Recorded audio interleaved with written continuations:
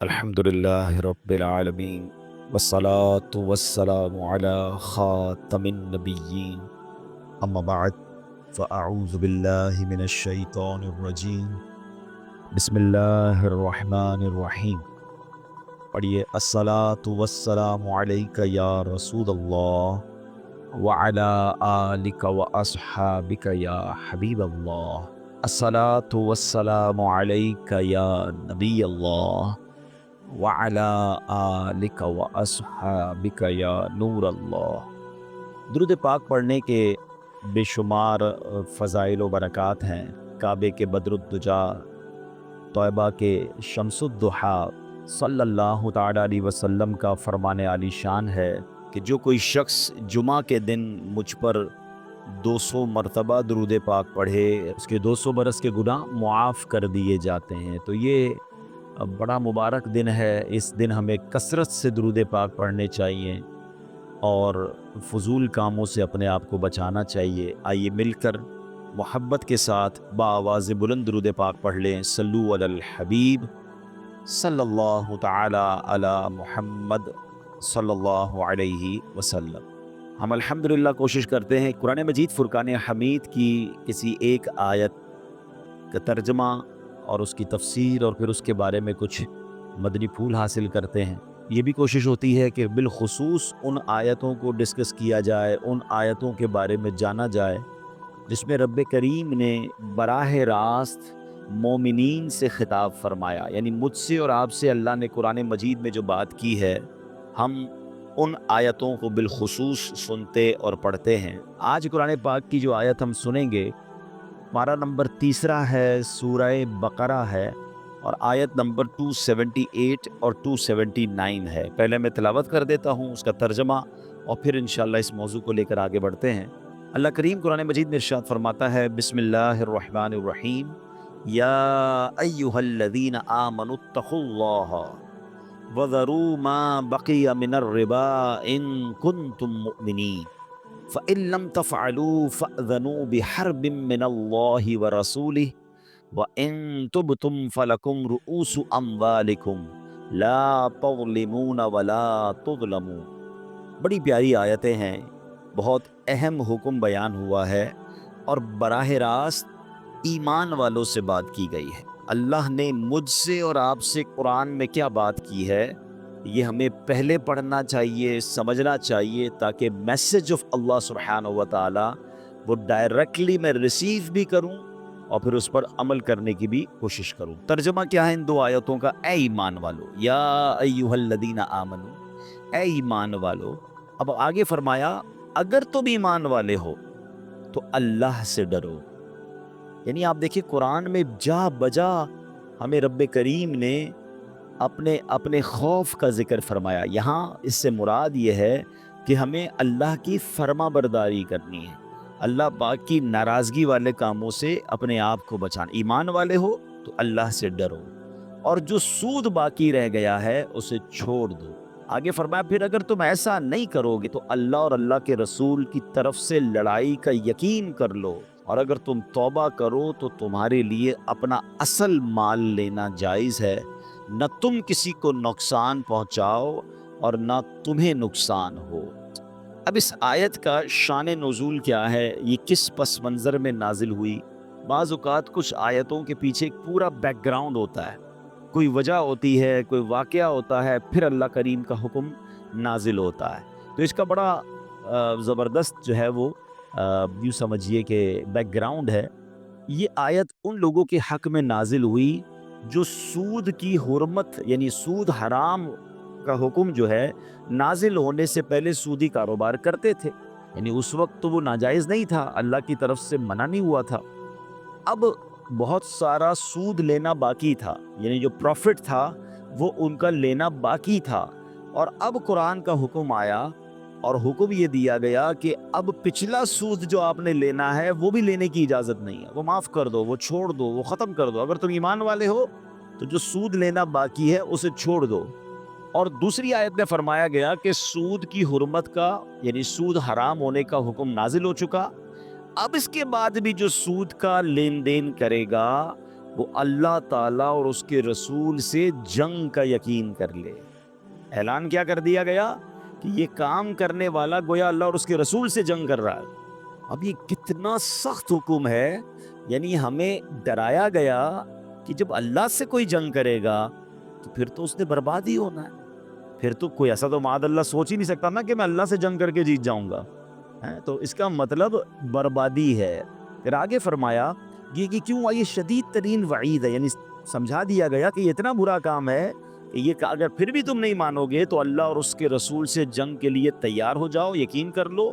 اور اللہ اکبر۔ پھر فرمایا کہ جن لوگوں کا اس زمانے میں سودی معاملہ تھا انہوں نے اپنے سودی مطالبات چھوڑ دیے، عرض کیا کہ اللہ تعالیٰ اور اس کے رسول سے لڑائی کی ہمیں کیا طاقت، ہم کس قابل ہیں، یہ کہہ کر وہ سب انہوں نے ان کاموں کو چھوڑ دیا، اس سے تائب ہو گئے۔ مگر میرے پیارے اسلامی بھائیوں غور کیجئے، آج کا مسلمان، اس زمانے کے مسلمان، جیسے ہی آرڈر نازل ہوا، جیسے ہی حکم نازل ہوا، اچھا یہ ایک بار نہیں ہوا، اسلام کی اگر تاریخ پڑھیں تو کئی بار ایسا ہوا، کیونکہ اسلام گریجولی نازل ہوا، وقتاً فوقتاً اسلامی احکام جو ہیں، آرڈر آف اسلام، وہ وقتاً فوقتاً آتے گئے۔ تو اسلام میں ایک وقت ایسا بھی تھا کہ شراب حرام نہیں تھی، ٹھیک ہے نا، تو لوگ پیتے تھے شراب، جب حرام نہیں تھی تو ان کو گناہ بھی نہیں تھا۔ مگر جیسے ہی شراب کی حرمت کا، شراب کے حرام ہونے کا حکم نازل ہوا تو روایتوں میں آتا ہے کہ گلیوں میں پانی کی طرح شراب بہنے لگی، یعنی لوگوں نے اپنے برتن توڑ دیے، اپنے شراب کے کوزے جو بھی تھے سب بہا دیے۔ اللہ کا حکم آ گیا، اب میں نہیں کرنا ہے۔ بالکل اسی طرح سود کا کاروبار چلتا تھا، جیسے ہی آرڈر آ گیا، جیسے ہی اللہ کا حکم آیا، یعنی آج کے زمانے کے لاکھوں کروڑوں روپے لوگوں کے نکلتے تھے، معاف کر دیے، ختم، اللہ کا حکم آ گیا، فنش۔ یہ اس زمانے کے مسلمانوں کا جذبہ تھا۔ اچھا بڑی ایک باریک سی لائن ہے جو میں سمجھانا چاہتا ہوں، یہ وہ قوم تھی جو شراب پیتی تھی اور گناہ بھی نہیں تھا، ٹھیک ہے نا، عادت میں بھی تھا۔ یہ وہ قوم تھی جو سود کا کاروبار کرتی تھی اور گناہ بھی نہیں تھا، کیونکہ آرڈر بھی نہیں آیا تھا حرام کا، یعنی آدھی لائف، یہ زندگی کا بہت سارا وقت گزرا وہ کام کرتے کرتے، حکم آیا تو سب چھوڑ دیا۔ ہم تو جب سے پیدا ہوئے ہیں شراب حرام ہے نا، ہم تو جب سے پیدا ہوئے ہیں، جب سے آنکھ کھولی ہے سود حرام ہے، ہمیں پتہ ہے، مسلمانوں کو پتہ ہے، یعنی معلوم ہوتے ہوئے مسلمان شراب پی رہا۔ فرق دیکھیے، وہ جب پیتے تھے وہ جائز تھا، جب وہ سود کا کام کرتے تھے حرام نہیں ہوا تھا، مگر حکم آیا تو جو عادتیں تھی وہ رائٹ اوے، ایسا نہیں تھوڑے دنوں بعد تھوڑا وقت لے لیں، یار ابھی تھوڑا ٹائم لگے گا، اگلے سال توبہ کر لیں گے، نہیں، ادھر حکم نازل ہوا، ادھر برتن ٹوٹنا شروع ہو گئے، ادھر شراب بہنی شروع ہو گئی، ادھر حکم نازل ہوا۔ صحابہ اکرام نے اور جو بھی لوگ تھے کہا حضور ہم نے بس معاف کر دیا، اللہ کا حکم آ گیا، لبیک، ہم پر اللہ کا حکم نہیں آیا، ہمیں نہیں پتا؟ کیا یہ بچپن سے نہیں سن رہے کہ سود کا کام کرنے والا ایسا جو اللہ سے جنگ کرتا ہے؟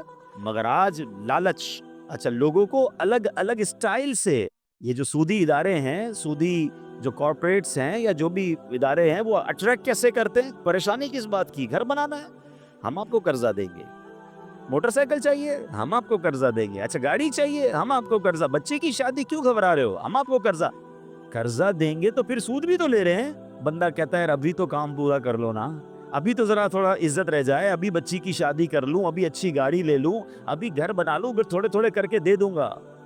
ہم نے کئی لوگوں کو برباد ہوتے دیکھا ہے، بڑے بڑے امپائر، بڑی بڑی عمارتیں، بڑی بڑی فیکٹریاں ہم نے بکتے دیکھی ہیں۔ جو بزرگ بیٹھے پوچھو ان سے، پیچھے سے بات کیا نکلتی ہے؟ یہ سب کچھ سود پر قائم تھا، یہ سب کچھ حرام پر قائم تھا۔ ارے جب رب نے قرآن میں واضح اعلان کر دیا کہ اللہ سے جنگ ہے، تو مجھے بتاؤ نا، کوئی اللہ سے جنگ کر کے جیتے گا؟ بربادی ہونا ہے، تھوڑے عرصے عیش کر لے گا، پھر مار پڑنی ہے اسے، اور جتنے عرصے عیش بھی کیا تو وہ حرام پر کیا نا۔ اور آپ کو پتہ ہے یہ کس قدر حدیثوں میں سود کے بارے میں اس کی مذمت بیان ہوئی ہے۔ لیکن پہلے میں ایک اور بات بھی بیان کر دوں کہ ایک بات سمجھنی ہے، دو ایسے گناہ ہیں جن پر اعلان جنگ کیا ہے اللہ نے، ان دونوں گناہوں سے ہمیشہ بچنا، آپ خود بھی بچیں، اپنے بچوں کو بھی بچائیں، خاص تاکید کریں کبھی ان گناہوں کے قریب مت جانا۔ باقی گناہ بھی یقیناً گناہ ہے، اللہ کی ناراضگی ہے، مگر دو ایسے گناہ ہیں جس پہ رب نے ڈائریکٹلی فرما دیا، کہ یہ اللہ سے جنگ ہے, اس سے تو قریب بھی نہیں آنا ہے ورنہ مارے جائیں گے. ایک کیا ہو گیا؟ سود ہو گیا. دوسرا سنن, حدیث پاک میں ہے, بخاری شریف کی حدیث ہے, حضرت ابو ہریرہ رضی اللہ تعالیٰ عنہ حدیث کے راوی ہیں کہ تاجدار رسالت صلی اللہ تعالیٰ علیہ وسلم نے فرمایا, اللہ تعالیٰ ارشاد فرماتا ہے, جو میرے کسی ولی سے عداوت رکھے تو میں نے اس سے جنگ کا اعلان کر دیا. اللہ اکبر. کیا پتہ چلا؟ اللہ کے ولی سے دشمنی رکھنا اللہ اس سے جنگ کا اعلان کرتا ہے, اور سود کا کام کرنے والے سے رب جنگ کا اعلان فرماتا ہے. اب یہ دو باتوں سے, اچھا سود سے بچنا تو واضح ہے, واضح یوں ہے کہ اگر دل پکا ہے, ورنہ تو بندہ, اچھا آج کل کیا ہو گیا ہے کہ نئی پیکنگ میں شراب آ رہی ہے, مثال دے رہا ہوں, نئی پیکنگ میں سود آ رہا ہے, وہ کہتے نہیں جناب یہ سود نہیں ہے, یہ تو انٹرسٹ ہے, یہ تو پروفٹ ہے, یہ تو جناب آپ کو انسینٹیو دیا جا رہا ہے, یہ تو جناب آپ کا گفٹ ہے. علم تو ہے نہیں, ہمیں معلوم تو ہے نہیں.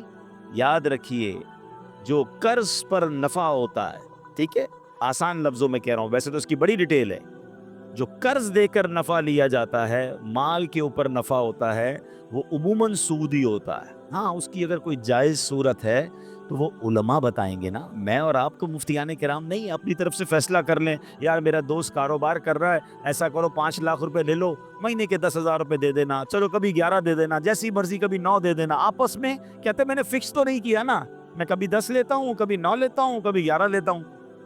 ارے پیارے بھائی, آپ نے نقصان کی تو جگہ ہی نہیں چھوڑی, آپ نے تو نفع ہی نفع رکھ لیا نا. تو اس کی ڈیٹیل ہے, یہ سود ہو جائے گا بعض صورتوں میں, اور آپ حرام کے مرتکب ہو جائیں گے.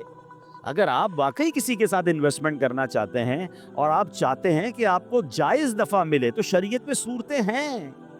لیکن مسئلہ یہ ہے کہ ہم سمجھتے ہیں کہ بھئی کاروبار, میرا ابا سے کاروبار سیکھا, میرے دادا بھی کاروباری تھے اور ہمیشہ سے اچھا کاروبار کر رہے ہیں, میں انہی کے سٹیپ کو فالو کر رہا ہوں, مجھے کیا ضرورت ہے اس کو چیک کروانے کی. نہ آپ کے والد صاحب مفتی تھے, نہ آپ کے دادا مفتی تھے, کہاں سے چیک کروایا آپ نے کاروبار؟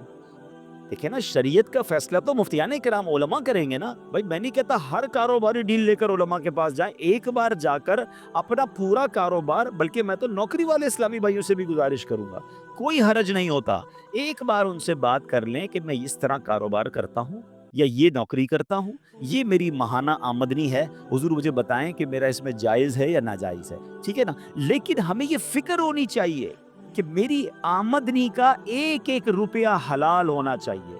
اچھا گڑبڑ پتہ کیا ہوتی ہے, بعض اوقات ہماری ساری آمدنی حلال ہوتی ہے, کوئی ایک ایسا طریقہ چھوٹا سا ہم نے چھوڑا ہوا ہوتا ہے جہاں ہماری شاید توجہ نہیں ہوتی, ہم معلومات نہیں کرتے, ادھر سے حرام آ رہا ہوتا ہے, یا وہ غلطی کی وجہ سے اتنا پورشن, اتنا حصہ میری آمدنی کا حرام ہو رہا ہوتا ہے, ہماری توجہ نہیں ہوتی. اب مثال دیتا ہوں, نوکری, ہو سکتا ہے یہ ساری بیان جو ہو رہا ہو تو جو نوکری کرنے والے بھائی ہیں وہ کہیں یار یہ تم پیسوں والوں کا مسئلہ ہے, سود کا کام تو وہ کرتے ہیں, ہم تو اچھا خاصا جاب کرتے ہیں.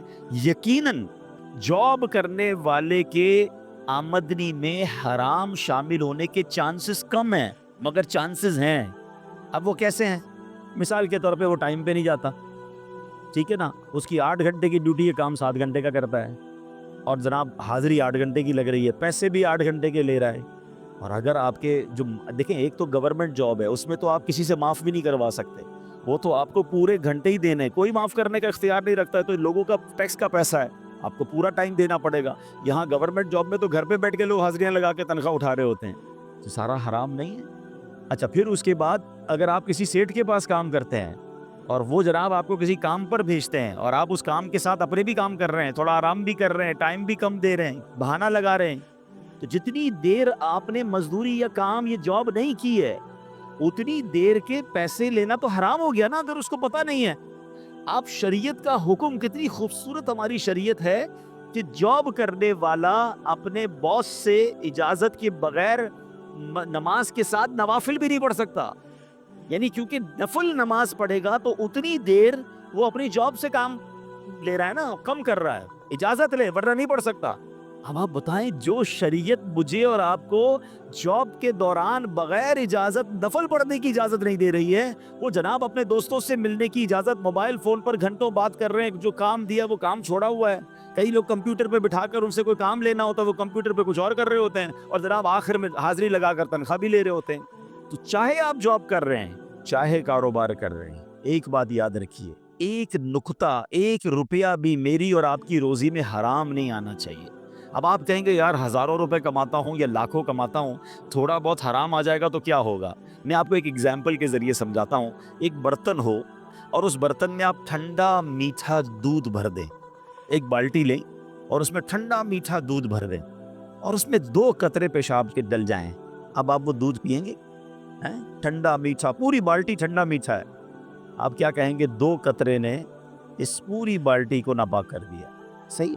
بالکل اسی طرح آپ کی روزی تو پاک ہے، مگر ایسا نہ ہو کہ تھوڑے سے حرام کے پیسے بھی ہماری اس پوری روزی کی برکت کو حرام کر دیں۔ اور آپ یاد رکھیے، حرام کمانے والے کی بہت ساری نحوستیں ہیں، مگر ایک بڑا پرابلم یہ ہے کہ اس کی دعا قبول نہیں ہوتی۔ ہمارے کئی لوگ ہمیں ملتے ہیں، کہتے ہیں یار دعا قبول نہیں ہوتی، مشکل آسان نہیں ہوتی، برکت نہیں ہے، ٹینشن بہت ہے، میں رات کو پراپر سو نہیں سکتا، بچوں میں خوشیاں نہیں ہیں، فیملی میں بڑے پرابلمز ہیں۔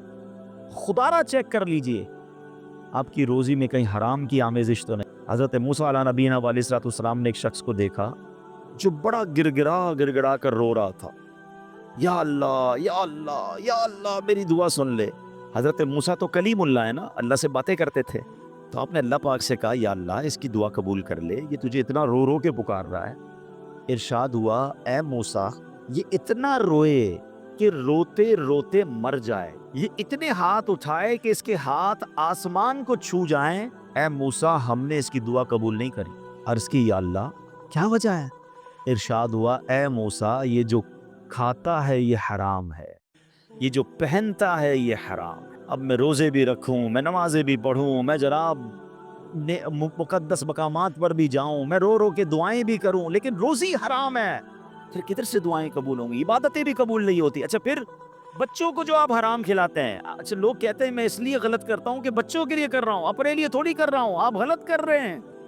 جو اپنے بچوں کے لیے حرام کما رہا ہے، روایتوں کا یہ مضمون ہے کہ جو باڈی، جو جسم حرام سے بڑھتا ہے، حرام سے پلتا ہے، وہ جہنم کی آگ میں جلنے کے قابل ہے۔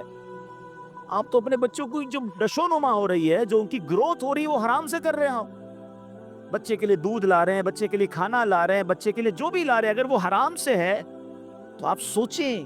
کچھ لوگ تو ایسی جاب تلاش کرتے ہیں کہ یار جاب 40,000 کی، اوپر کی کمائی لاکھوں کی ہے، نہ کرو ایسا۔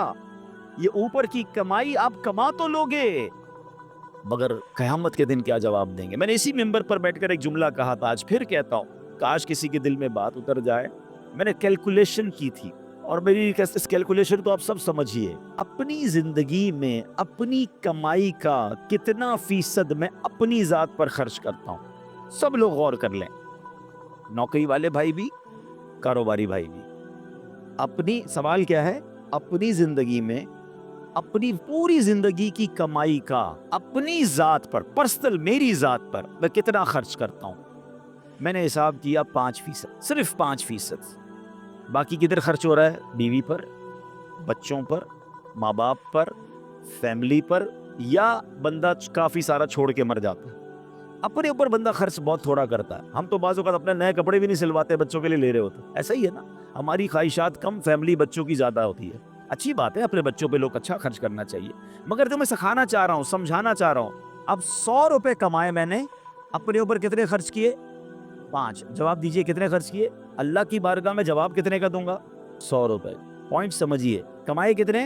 100، خرچ کتنے کیے؟ 5، جواب کتنے کا دوں گا؟ اگر وہ 100 حرام کے کمائے، خرچ تو 5 ہی کیے، مار پورے 100 کی پڑ دی ہے، عذاب پورے 100 کا میں اٹھاؤں، باقی لوگ مزے کریں ہیں، تو یہ کتنی بڑی بے وقوفی ہے بھائی۔ جب میں نے اپنے اوپر خرچ 5% ہی کرنا ہے، مشکل سے بہت شوقین آدمی ہے تو 10% کر لے گا، اس سے زیادہ نہیں۔ باقی تو بندہ جیتا ہی دوسروں کے لیے ہے۔ جب میں نے دوسروں کے لیے کرنا ہے تو مار میں کیوں کھاؤں بھائی؟ میں نے حلال کمانا ہے، اور آپ یقین کریں جس دن آپ نے طے کر لیا نا میں نے حلال کمانا ہے، اللہ نے آپ کے لیے راستے کھول دینے، وہ آپ کو سکون بھی دے گا، وہ برکت بھی دے گا، وہ آسانی بھی دے گا۔ کچھ آزمایا جائے گا، ٹیسٹر ضرور لگتا ہے، بندہ کہ یار آج حرام کا شٹر بند کیا، کل حلال کا کھلا کیوں نہیں؟ تھوڑے دن لگیں گے، چیک کیا جائے گا، پکا بھی ہے کہ نہیں، کہ اللہ کو نہ آزمایا کرو، اللہ پر بھروسہ کیا کرو۔